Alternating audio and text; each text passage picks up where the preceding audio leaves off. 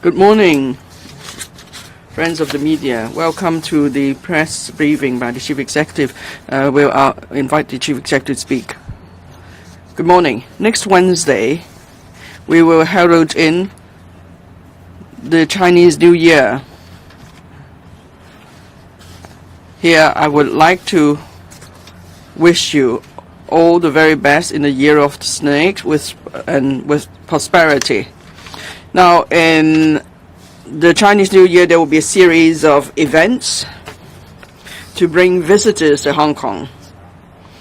On the last day of the Chinese New Year here, that is the 29th day, to the 7th day of the new Chinese New Year, that is the golden week for the mainland, for the Chinese New Year. So we expect 1.4 million visitors to come from the mainland to Hong Kong by land, air and sea. And on average, each year, the number of visitors will increase by 3% and 14% compared to the two previous golden weeks. So we want to ensure that there is a smooth flow of people and there will be good experience for the visitors. I have directed different departments to be well prepared. There should be plans for crowd management and the management of the boundary control points, the land, sea and air ones, and also transport arrangement.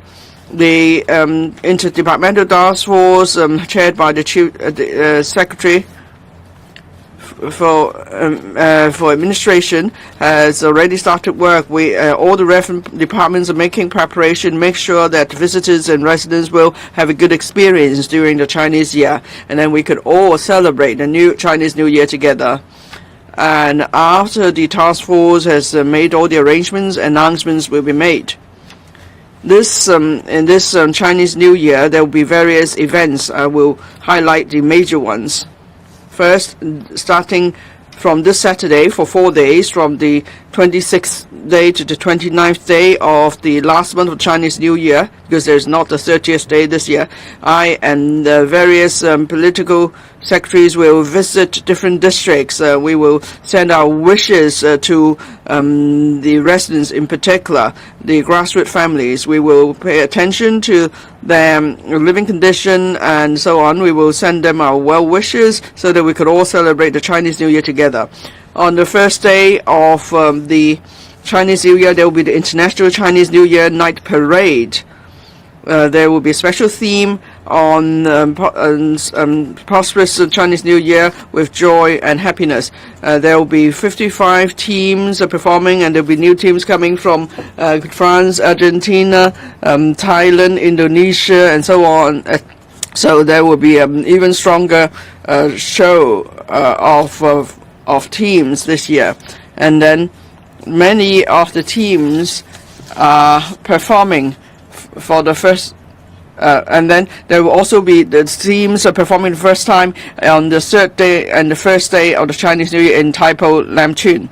And then there will be events at the Chinese at Lam Tsuen all the way to the 16th day of Chinese New Year. And then on the second day of the Chinese New Year, there will be the 2025 Lunar New Year fireworks display for 23 minutes. People will be able to enjoy the fireworks on both sides of the harbor. And then on the third day, there is the Chinese New Year race day. On the fourth day of the Chinese year, there is the Chinese New Year Cup at the Hong Kong Stadium. There will be this is prestigious football tournament with the world's best football players participating in a friendly match with local foot players. And then on the 15th of February, that's the 6 months birthday of our twin panda. So they will meet the public formally. And then from the 16th of February, the public will be able to meet the twin panda at the Ocean Park. And then in February, there will be various major events. Now, in the year 2024, there were close to 14.5 million visitors coming to Hong Kong. That's a continuous increase. And from mainland, the increase was 30%. And from the Southeast Asian countries, there's also increase. For example, the Philippines, 1.2 million visitors visited Hong Kong. That's a record high in recent years. And then from Europe and the United States, there's a 50% increase of visitors to Hong Kong. And then, so we've seen a substantial increase in both short-haul and long-haul visitors from different places to Hong Kong. And the trend will be even more evident in the Year of the Snake. First of all, for our aviation capacity, is more or less reached the level before the pandemic at the end of 2024. And the capacity will expand further. Last year, the airport handled 53 million passengers. That's a record high since the pandemic, and it's an increase of 35%. And then we've also started 18 new routes, for example, destinations such as Riyadh, Saudi Arabia, Cannes, Australia, and so on. And then in 2025, the Hong Kong International Airport will continue to expand its long-haul flight network. There are plans for new destinations such as the Gold Coast in Australia, Dallas in the United States, and then Brussels in Belgium, Munich in Germany, and also Abu Dhabi of the UAE. And then there are and the various long-haul flight services will see their capacity increase to different destinations. This is to consolidate our position as an international aviation hub. Last week, there's a blueprint on the development of the airport city, and there's a new brand, Skytopia. There will be various world-class developments, both in terms of breadth and depth. There will be art storage facilities, and then berthing facilities for cruises at the airport. There will be the largest water fun center, and phase 2 development of Asia World Expo, and so on. So these are various projects to further enhance our promote further our development as an international aviation hub, so we could reach a brand new level, and that will inject more vitality and momentum to the development of our economy. So the Year of the Snake will be a very vibrant year for Hong Kong, and we will do even better than the previous year. Thank you. So the floor is now open to questions. If you wish to speak, please raise your hands, and when you're called to ask questions, please first identify your organization. Thank you. The gentleman in grey. I'm from the Commercial Radio. Good morning. Last night, Mr. Donald Trump was sworn in as the President of the United States, and he said after he assumes office, he will strive for the release of Jimmy Lai. And then various bills will be introduced. So after the inauguration of Donald Trump, what measures do you have in response to the various measures he may introduce? And do you have any response to what he's been saying?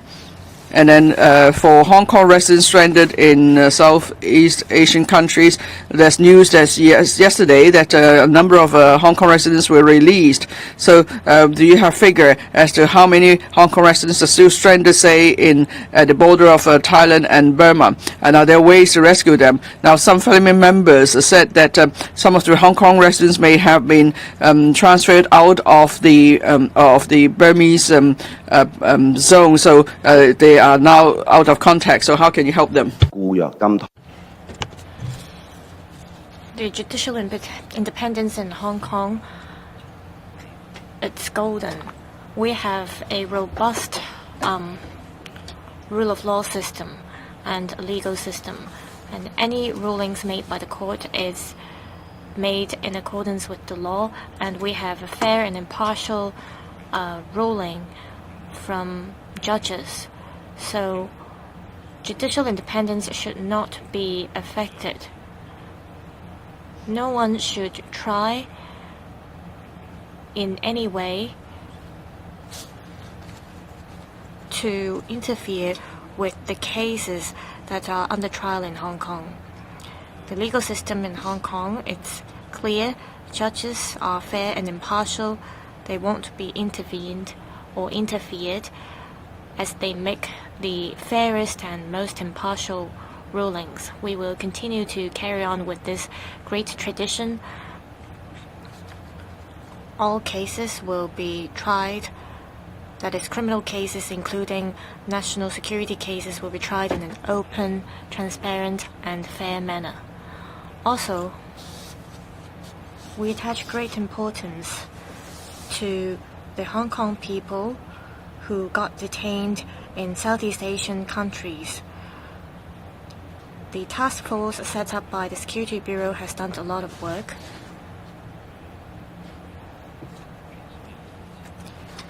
Those who lose freedom, we have 28 Hong Kong people who got detained or have their freedom restricted.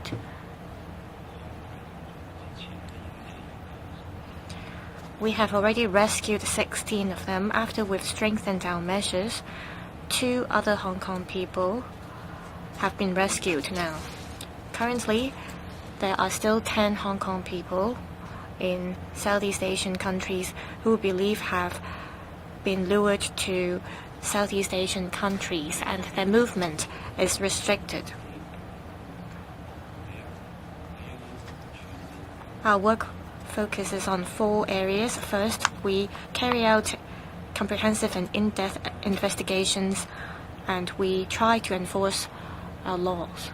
Also, we have to step up collaboration with different units and countries to combat this kind of illegal acts so that we can rescue the people who are detained as soon as possible. Also, we have to raise our travel alerts so that all members of the public know which countries are involved in this kind of illegal acts. That's why recently we have raised the travel alert for Myanmar to red. Also, Cambodia is also included on our outbound travel alert webpage. We've included information about the modus operandi of criminals, and we've also included information about high-risk criminal acts. We try to include as much useful information as possible for our citizens. Also, we have to step up education and publicity. We hope that people could stay alert and vigilant. However, people, because of various reasons, still fall into prey. So we hope the press could continue to report on this, and we will step up our work in this regard. We see that different countries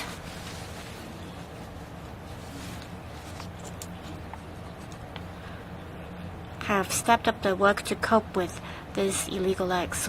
One victim was recently rescued in Myanmar, and we hope to continue to strengthen our effort, so collaboration is key.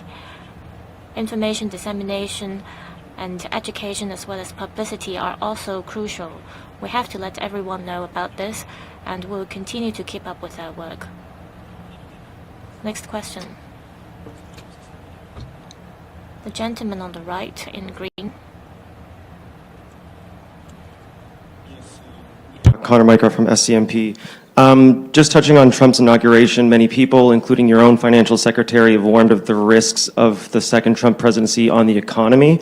So I'm just wondering if you can elaborate on what you expect the impacts to be on Hong Kong and what steps you're taking to insulate the city's economy from any possible actions taken against it. And with regards to the scam compounds in Southeast Asia, do you have a timeline, or when do you expect the remaining victims to be returned to the city? Thank you. Well, with the new president in office, this is a good start for China and U.S. relations to be pushed to make greater success and greater progress from this new starting point. Hong Hong Kong, as our government, always strengthened ties and exchanges with different countries, including the U.S. So we'll continue to promote ties and exchange between the two peoples. Of course, mutual respect and mutual understanding and common will is important. There are a lot of benefits for good relations between China and US, and also between Hong Kong and US. We believe in free and open trade, and US has been enjoying a lot of benefits in the trade relations between Hong Kong and US. And there is a trade surplus over 10 years amounting to 270 billion US dollars, and there are some 1,400 US companies in Hong Kong, and that is an increase of 9% from previous year. So there are a lot of benefits in promoting good relations between Hong Kong and the US. And Hong Kong has always tried to promote economic cooperation and collaboration. That is why I have been expanding regional cooperation with ASEAN, with Middle East, and with also new partners, particularly those Belt and Road countries. I think there are a lot of commonalities and common interests between Hong Kong and the US, and with the new president in office, I hope to see that there will be good efforts to promote positive relations, because cooperation and collaboration will only create overall good for the people of Hong Kong and the people of US. And Hong Kong people and US citizens have always been friends in a lot of areas, and will continue to work hard in that regard. But of course, we will always prepare for the worst, and we will ensure that the rights of our people and companies will be protected. As regard the detention of Hong Kong people in some Southeast Asian countries after they have been deceived go to the region, we have been strengthening efforts at all fronts. Our aim, of course, is to rescue them as soon as possible, so that they can all come back to Hong Kong safely. Thanks to the effort of Security Bureau, in the period, there have been 18 Hong Kong citizens have been rescued, and there are still now 10 Hong Kong citizens being detained in the Southeast Asian countries. Our efforts focus on 4 areas. First is full and thorough investigation together with enforcement. Second, enhanced cooperation with our partners. There are a lot of players in the whole fight against this crime, including the law enforcement agencies in the relevant countries. There are good networks already. The respective countries have already heightened their attention and escalated the government participation in our whole fight. So we will continue to strengthen cooperation in this area, passing intelligence across the players. The third thing we will do is to ensure that we will have the right outbound travel alert for Hong Kong citizens. So we have recently raised the travel alert for Myanmar to red. And also we have regularly added new information on the security branch Security Bureau's webpage regarding those areas where these crimes are serious, and also the new modus operandi, and also the heightened citizens' awareness of where the potential risks are. The fourth area is continue to strengthen publicity and education so as to alert innocent Hong Kong people of the seriousness of this crime, and also to ensure that they get updated information. And I thank the media and everybody who are involved in this education and publicity campaign to continue. I thank for the efforts and hope that we'll continue to strengthen efforts in this regard. 好，最後一條提問。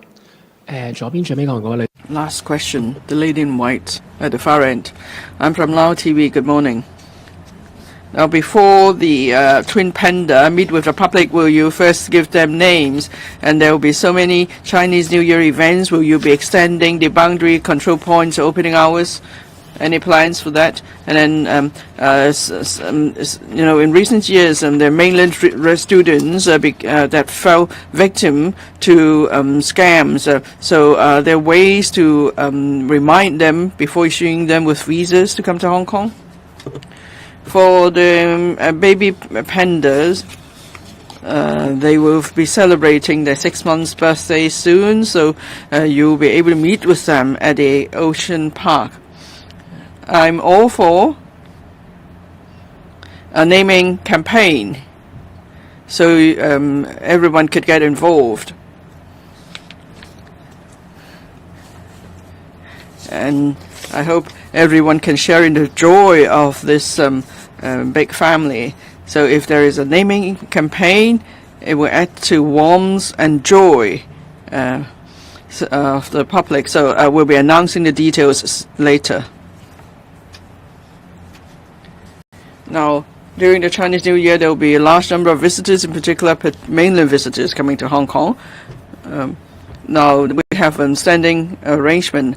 There is an interdepartmental working group chaired by the Chief Secretary for Administration. For every festival, they will make plans for various scenarios, and they will also make assessment of the visitor number and make appropriate arrangement.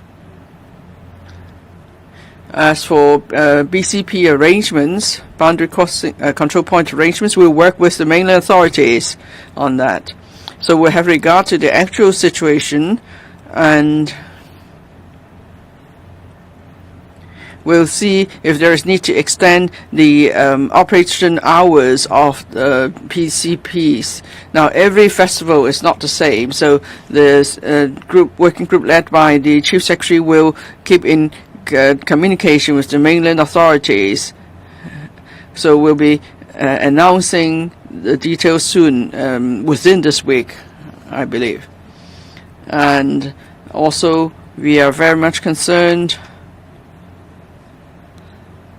that there are many people, including university students, who fall victims to scams. Now, the online scams come in various forms through the telephone, social media, and so on. Over the years, we've been stepping up our effort to publicize the latest modus operandi of these scams. At universities, we've seen major cases there. So the police and the universities have stepped up their cooperation. The police and the universities have jointly produced various publicity videos. There are also questionnaires to remind university students of the various scam approaches, and also to keep them on alert. And then we have leaflets and so on for distribution through various channels, and then by email or on various social media platforms, we also publicize these messages.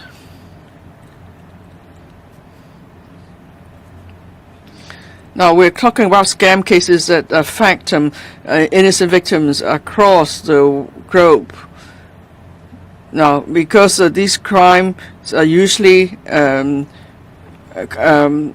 across territories, and the cost is low for such scams. So that's why this is a trend facing the entire world, and we're all working hard to crack down on such crime. And most important is that we protect ourselves. Now, there are we see many cases. People may have heard about such cases. They may have learned about such cases through publicity, but still they think they won't be the victims, and so they are not as alert. So we have to stop doing that. In fact, many of the victims are professionals and who have much experience working in the community. Still they fall victims to scam, because the scam modus operandi keep changing. And sometimes the public may not realize that the scammers could be resort to such means. So whenever there are issues involving money, it's best to talk to people you know. If there is doubt, you could either talk to someone you know, or you could call the police hotline and make inquiries or seek assistance. So we need to stay alert, like all the time. So for the general public and universities, we will keep stepping up publicity. And we thank the universities for paying more attention to the issue, and they are working hard to remind students of the various scam operations. Thank you. Thank you. That's the end of the media session. Thank you. We have finished the interview, but I still want to continue this because I hope that will be a good starting point and good relations between Hong Kong and the U.S. To progress. But Hong Kong people believe in a lot of principles, and all these principles are righteousness, justice, and doing the best for the overall good of Hong Kong. So any political interference, any inappropriate action against Hong Kong will not work. Particularly, we believe what we do is for the overall good of Hong Kong. And if there's any attempt to interfere with trials in Hong Kong, or officials or people who are involved in administering justice, it won't work. And we are doing it exactly in the same way in protecting our national security as other citizens in their own countries. So we are right in our action and decisions, and we uphold justice in the whole process. Thank you.